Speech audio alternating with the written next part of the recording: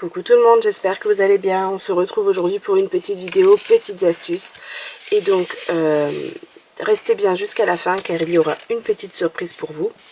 Je vais commencer tout d'abord par vous expliquer ma petite astuce. Je garde plein de chutes de papier. Le principe il est simple, donc là vous voyez j'ai du papier cartonné blanc, enfin du papier Bristol quoi en fait. Du papier épais, donc ça doit être du 120 grammes je crois, gris perle. Là j'ai gardé l'emballage d'embellissement en papier de Chertemio, donc parce qu'il est très joli avec des étoiles. Et là pareil, une toute petite bandelette de papier un petit peu texturée, beige. Je sais pas si vous pourrez voir la texture, mais en gros voilà. Ça va me permettre de créer de super embellissements pour soit mettre dans des échanges, parce que moi je mets toujours des petits quelque chose dans mes échanges, ou alors pour pour mes projets, quand je fais des créations, des albums, des pages, des cartes, ce genre de choses. Donc je nettoie mon tampon au fur et à mesure, mais bien sûr vous pouvez mettre tous vos tampons de côté et les nettoyer à la fin. Ça c'est vraiment comme vous voulez. Et donc je vais pas tout faire avec vous en vidéo, hein. Je vais juste en faire quelques-uns, c'est pour vous montrer. Donc là je vais faire juste le petit bout qui est là. Et donc je vais évidemment pas changer de tampon à chaque fois parce que la vidéo serait beaucoup trop longue. Surtout que là je filme tout en vous parlant, c'est pas une voix off. Je prends mes ciseaux et ce que je fais en règle générale pour ce type de tamponnage qui n'a pas de contour, je découpe comme ça et à l'envie la personne à qui je l'envoie redécoupe si elle a envie. Si par exemple c'est moi qui m'en sers, et bien à ce moment là je détourne proprement en laissant, vous savez, un petit bord. Et pour ce type de tamponnage qui est donc plus étiquette, ce que je fais c'est que là par contre je découpe tout de suite pour éviter d'encombrer la boîte où il y a tous mes tamponnages. Et donc ça me permet d'avoir la découpe déjà faite en fait. Comme ça, si j'ai vu que c'est déjà avec un contour, de toute façon je sais que là je ne laisserai pas de bord autour. Et par conséquent ça m'évite de devoir le faire au moment où mon projet est en cours.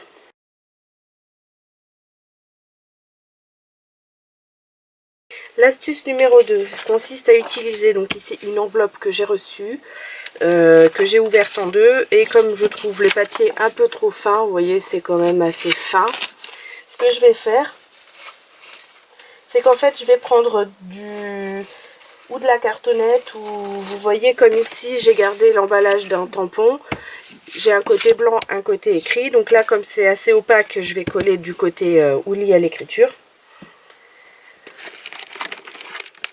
Et en fait ça va me permettre de bien rigidifier mon papier pour pouvoir découper dedans. Donc je mets de l'encre sur mon papier. Donc là je vous conseille de mettre de la colle partout sur votre papier, parce que quand vous allez faire une découpe ou un tamponnage et que vous allez le détourer, et bien vous allez avoir des manques.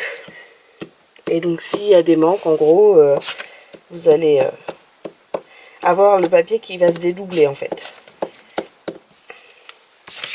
Donc là je le fais rapidement pour que vous ayez l'exemple, mais bien sûr il faut prendre le temps quand même de faire ça correctement. Donc là en plus je fais pas ça très proprement parce que j'ai mis plus de colle que ce que j'aurais dû.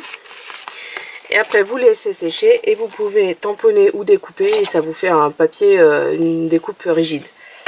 Donc j'en avais préparé une autre, donc là c'est avec du papier épais, donc ça doit être du 180 grammes ou 160 grammes. Donc là c'était du papier style papier d'imprimante. Et vous voyez ça fait quand même quelque chose d'assez rigide, même pour vos projets, hein. Là c'était une grande chute de papier que j'avais, je peux faire une carte, je peux faire une page d'album, n'importe quoi.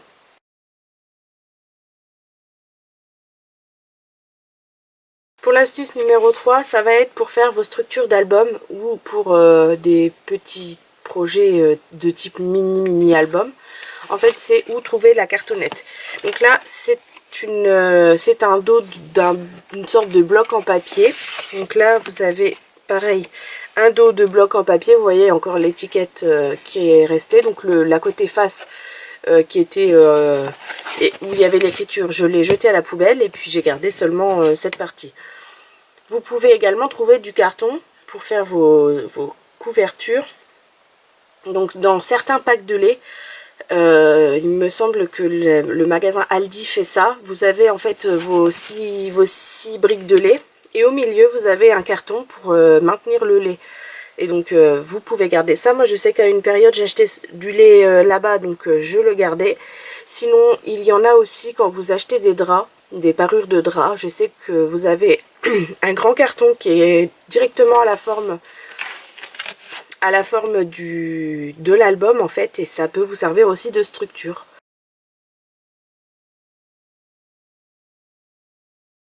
Pour cette quatrième astuce, je vais utiliser donc ma machine de découpe. Je vais sortir déjà les plaques.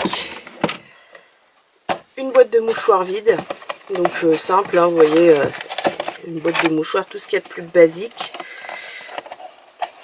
Donc je vais l'ouvrir en essayant de la déchirer le moins possible.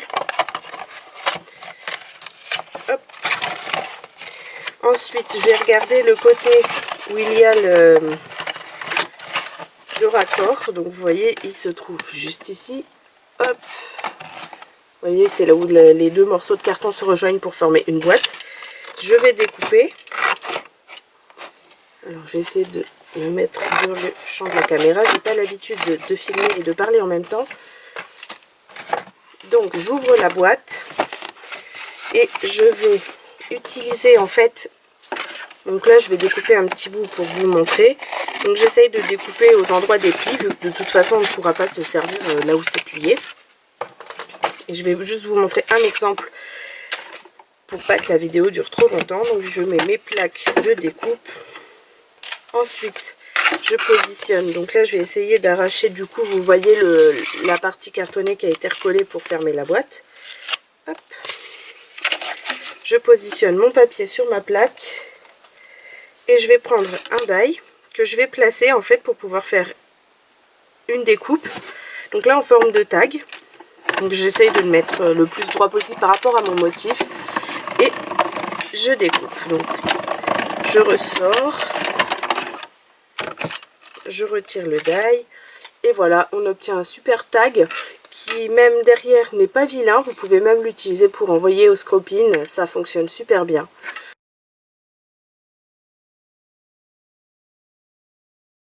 Pour cette astuce numéro 5, je vais prendre une chute de papier. Donc là, un papier style carte, pas vraiment cardstock, mais ce qu'on se sert pour écrire les fiches à l'école, au collège et tout ça. Un tampon, donc là j'ai pris un tampon avec quelques jolies fleurs, quelque chose de très simple. Je vais prendre la Versamark, donc moi la mienne vous voyez elle a bien vécu, hein, elle commence à être pleine de cochonneries, mais enfin je l'ai depuis le début de mon scrap ou quasiment, donc je trouve qu'elle a plutôt bien résisté dans le temps. Ensuite je vais chercher un pinceau avec des poils assez fins. Je vais prendre la Versamark, tamponner mon motif. Donc avec la lumière, l'effet de brillance, je vois où j'ai tamponné. Je vais prendre un papier brouillon, pardon. Donc moi je garde toujours pas mal de brouillon. Ensuite, je vais utiliser du maquillage. Donc ici c'est du maquillage que j'ai beaucoup aimé, que j'ai beaucoup utilisé, mais qui malheureusement est périmé. Les deux viennent de chez Sephora, mais c'est un pur hasard, hein. Ça peut être n'importe quelle marque à partir du moment où c'est poudreux. Donc là je vais essayer de m'enlever de là et je vais prendre le bleu ici brillant métallique et je vais passer avec mon pinceau, voilà, comme ceci, et voilà, j'ai une jolie petite impression. Donc là j'ai fait avec la Versamark, donc vous voyez pas mais c'est assez brillant, hein. Après vous pouvez bien repasser correctement pour bien coller la poudre vraiment partout, en faisant attention quand même à pas trop insister. pour éviter que ça imprègne trop le papier autour. Je vais tester avec l'encre Top Boss parce que je n'ai jamais essayé avec cette encre. Et donc c'est le moment. Donc celle-ci, vous voyez, est légèrement rosée. Mais normalement quand vous embossez, il me semble que la couleur ne reste pas. Ça fait longtemps que je ne l'ai pas utilisé, donc je me souviens plus très bien. Alors ça fonctionne. Par contre, il faut peut-être plus, voilà, tapoter. Parce que sinon ça fait tout cochon. Mais ça fonctionne. Pas aussi bien, ceci dit. Je vais essayer de prendre un autre pinceau pour essuyer un petit peu le tour.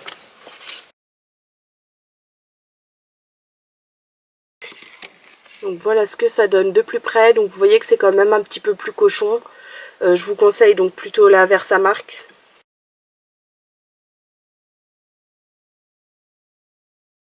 Alors, on se retrouve sur le logiciel Silhouette Studio. Et je vais vous montrer comment je crée des petites étiquettes pour les sentiments que je n'ai pas forcément en tampon ou en die, pour des cartes ou autres projets. Donc par exemple, je vais sélectionner cette petite étiquette. Je vais créer donc une forme comme ceci. Je vais essayer d'arrondir un petit peu plus pour que ça sorte un peu de l'ordinaire. Donc je sélectionne ma forme, je choisis le contour noir pour pouvoir mieux détourer et je vais monter à un point. Une fois que c'est fait, je vais sélectionner l'outil texte. Je vais écrire bon anniversaire. Donc, je fais CTRL A sur Windows pour sélectionner tout le texte directement. Donc, je vais le mettre centré. Je vais choisir mon écriture. Ensuite, je vais sélectionner, donc là, pas de bord et couleur noire. Donc comme ça, en fait, le fait de ne pas mettre de bord, ça affine le texte. Une fois que c'est fait, je vais réduire mon texte pour qu'il tienne dans mon cadre. Donc là, je vais sélectionner l'outil pour agrandir mon image pour bien voir. Une fois que ça a la bonne taille pour que ce soit centré, je vais aller dans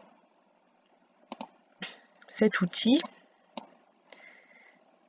Et je vais faire centrer, et ça centre en fait juste le motif dans le premier motif dans le second motif, enfin les deux l'un par rapport à l'autre.